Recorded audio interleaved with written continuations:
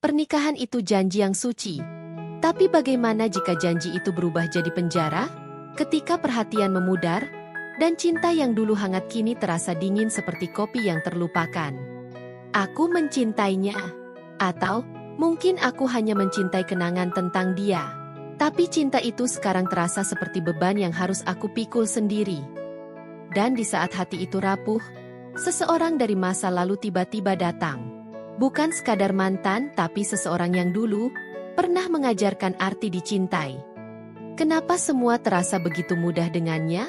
Kenapa aku justru merasa lengkap saat bersamanya? Apakah ini salah? Atau hanya bagian dari takdir yang tak bisa kuhindari? Di mana salahnya? Ketika aku hanya ingin merasa dicintai lagi. Apakah cinta lama harus kembali? Atau ada yang lebih besar dari sekadar rasa? Alia menatap kosong ke arah hujan yang deras menghantam kaca jendela. Jam di dinding menunjukkan pukul 10 malam. Di meja makan, piring-piring sudah dingin. Masakan yang tadi siang ia siapkan dengan penuh cinta kini hanya menjadi pajangan. Maaf, kerjaan lagi banyak. Kamu makan duluan aja. Pesan singkat dari suaminya, Arman, datang sejam lalu. Ini bukan pertama kalinya. Bukan kedua. Bahkan mungkin bukan yang ke-10. Alia menghela napas panjang. Entah sejak kapan, kebersamaan mereka berubah menjadi rutinitas yang kosong. Kata-kata cinta semakin jarang terdengar, perhatian memudar, dan ia hanya merasa seperti bayangan di rumahnya sendiri. Saat ia beranjak untuk membereskan meja, ponselnya bergetar. Nama itu muncul di layar, Raka. Jantungnya berdetak sedikit lebih cepat. Sudah bertahun-tahun sejak terakhir kali mereka berbicara. Raka, mantan kekasih yang dulu ia tinggalkan demi Arman, ternyata masih mengingatnya. Rasa penasaran mengalahkan akal sehatnya. Dan ia membuka pesan itu. Alia, apa kabar? Lama nggak dengar cerita tentang kamu. Kalau ada waktu, aku ingin ngobrol. Sekadar catch up, nggak lebih. Hari itu, mereka bertemu di sebuah kafe kecil di sudut kota. Wajah Raka tak banyak berubah. Hanya lebih dewasa dengan sedikit janggut yang membuatnya terlihat semakin menarik. Kamu masih cantik seperti dulu, ujar Raka. Matanya menatap Alia dengan cara yang membuatnya merasa dihargai. Alia tersipu. Dan kamu masih suka menggombal, balasnya, mencoba mengalihkan perhatian dari debar di dadanya. Percakapan mereka mengalir begitu saja, seperti air yang menemukan jalannya. Raka mendengarkan setiap kata yang keluar dari mulut Alia, sesuatu yang sudah lama tidak ia rasakan dari suaminya. Saat mereka berpisah, Raka menyentuh tangannya. Hanya sebentar, tapi cukup untuk membangkitkan kenangan lama. Beberapa minggu berlalu. Pertemuan mereka semakin sering terjadi. Dari sekadar obrolan ringan, menjadi pembicaraan yang lebih dalam tentang hidup, mimpi, dan luka yang tak pernah sembuh. Hingga suatu malam, Raka mengundang Alia ke apartemennya. Aku cuma mau masak makan malam untuk kamu, katanya, tersenyum lembut. Alia tahu ia seharusnya menolak. Tapi bagian dari dirinya, bagian yang merasa kosong dan terlupakan, mengatakan ini adalah hal yang ia butuhkan. Di apartemen Raka, suasananya hangat dan nyaman. Mereka duduk berdekatan di sofa, dengan sebotol anggur di antara mereka. Percakapan mengalir. Tapi kini ada jeda-jeda panjang, tatapan yang lebih lama, dan senyum yang penuh arti.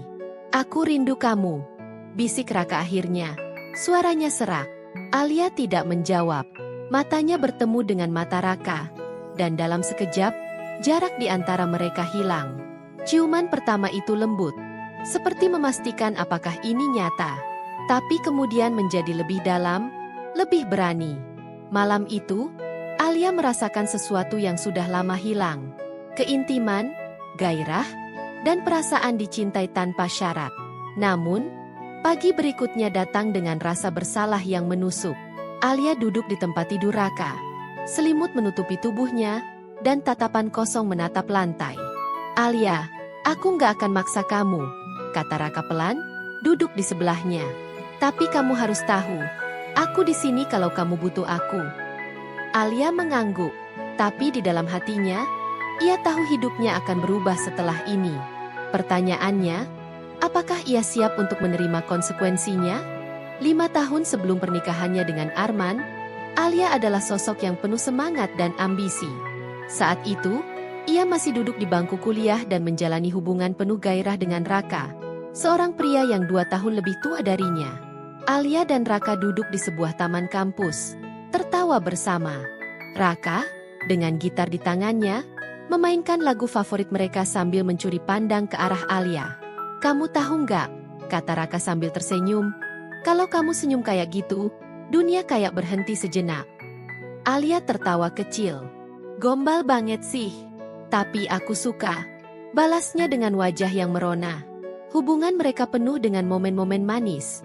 Makan malam sederhana di warung pinggir jalan, jalan-jalan tanpa tujuan dengan motor tua Raka, hingga malam-malam panjang di mana mereka berbicara tentang mimpi dan masa depan.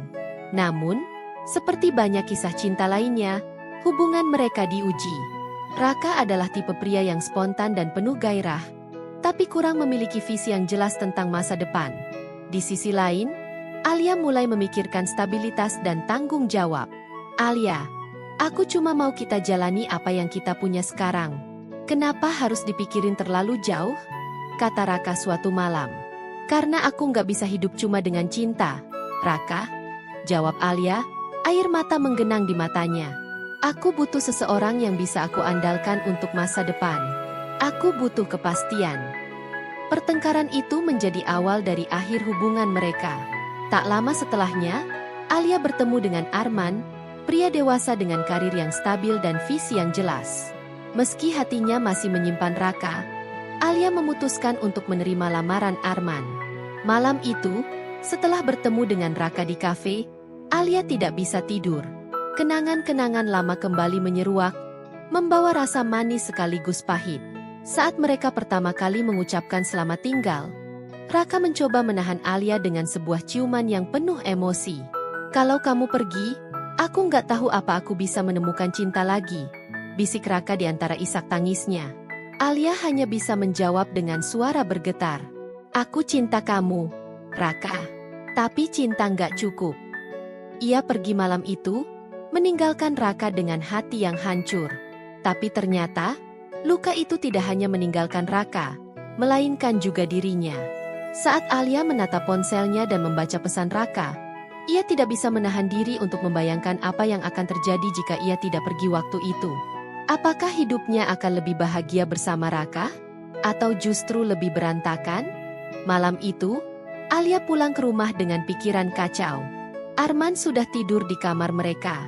Seperti biasa, ia terlihat lelah, tapi ada sesuatu yang berbeda kali ini, seperti bayangan curiga di wajahnya sebelum ia berbaring. "Kamu kemana tadi malam?" tanya Arman singkat saat Alia masuk.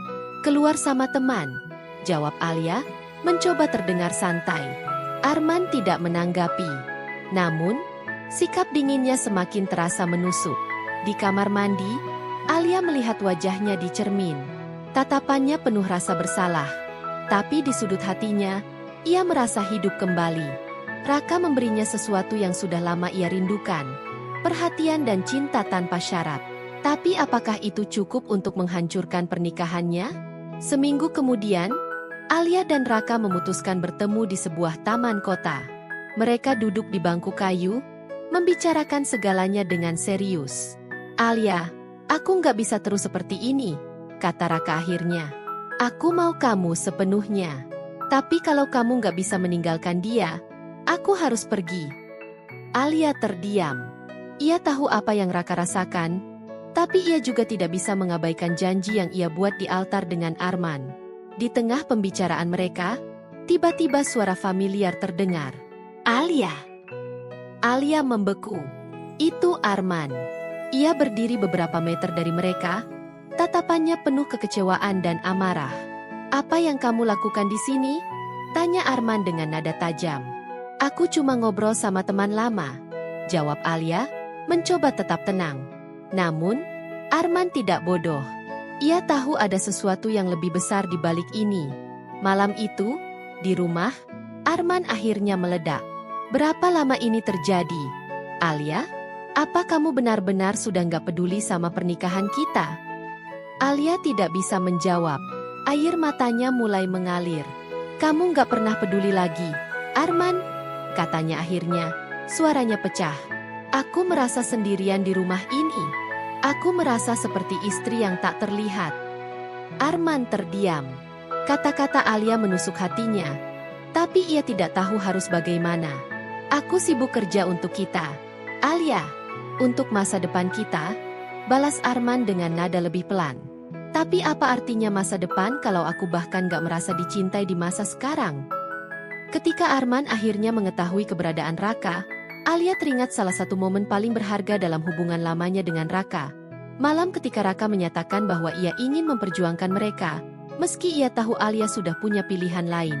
Raka datang ke kos Alia, basah kuyup karena hujan. Di tangannya ada sekuntum bunga mawar merah yang mulai layu. Aku tahu aku gak sempurna, Alia. Aku tahu aku gak punya semua yang kamu cari. Tapi satu hal yang aku punya adalah cinta yang gak akan pernah berhenti untuk kamu, ucap Raka dengan suara serak. Alia hanya berdiri di sana, air matanya mengalir deras. Aku juga cinta kamu, Raka.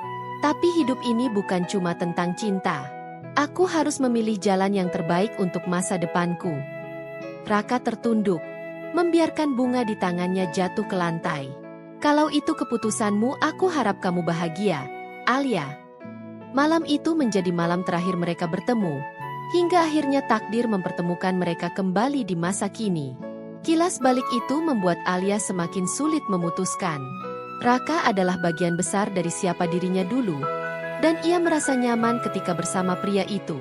Tapi Arman adalah janji yang ia buat, sebuah ikatan yang seharusnya tidak ia hianati. Kenapa semuanya begitu rumit? Pikir Alia, menatap keluar jendela. Hati kecilnya terus bertanya, apakah ia masih mencintai Arman, atau ia hanya bertahan karena janji pernikahan? Apakah cintanya pada Raka adalah cinta sejati, atau sekadar pelarian dari kenyataan? Meski Alia memutuskan untuk tetap bersama Arman, bayangan Raka tetap membekas di hatinya.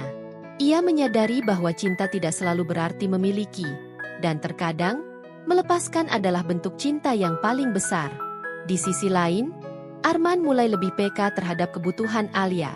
Mereka mulai berkencan lagi seperti pasangan muda, mencoba menemukan kembali api yang dulu menyatukan mereka. Namun, di suatu malam ketika Alia sendirian di kamarnya, ia membuka ponselnya dan melihat foto Raka. Senyum samar muncul di wajahnya. Kamu tetap menjadi bagian dari hidupku, meski kini hanya dalam ingatan, pikir Alia.